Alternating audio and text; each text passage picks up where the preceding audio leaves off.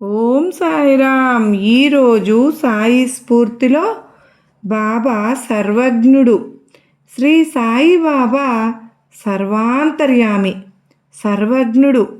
తన భక్తుల హృదయగత విషయములనే కాక సర్వ మానవ మనోగత విషయాలను మరియు సమస్త ప్రాణకోటి హృదయగత భావన పరంపరలను గ్రహించగల మహాత్ముడు. ఒకనాడు బాబా భక్తులతో మసీదులో కూర్చుని ఉండగా ఒక బల్లి టిక్కు టిక్కుమని శబ్దం చేసింది.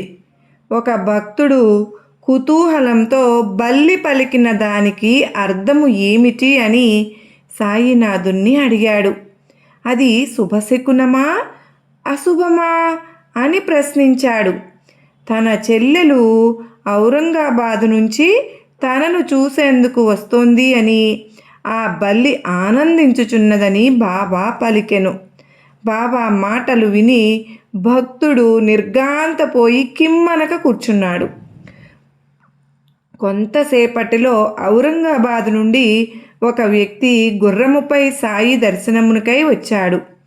గుర్రమునకు దాణా తీసుకురావాలని చెప్పి సంచిని తీసి విదిలించాడు. అందులో నుంచి ఒక బల్లి అందరూ చూస్తూ ఉండగానే క్రింద పడి గోడనెక్కి తన అక్క వద్దకు సంతోషముగా చేరడం క్షణాల్లో జరిగిపోయింది. ఆ రెండు బల్లులు ఆనందంగా తిరగడం గ్రహించిన ఆ భక్తుడు ఆశ్చర్యపోయాడు.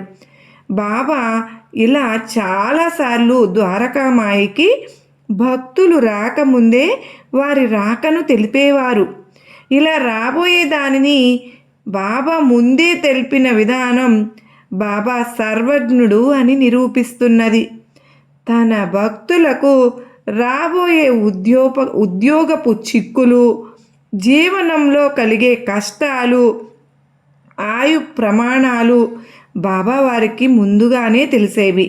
అందుకే బాబా తన భక్తుల కష్టాలను తొలగిస్తూ రక్షించేవారు. ఎవరు ఏమి పని చేస్తున్నారో, ఏం చేస్తారో సర్వజ్ఞుడైన బాబాకు తెలుసు.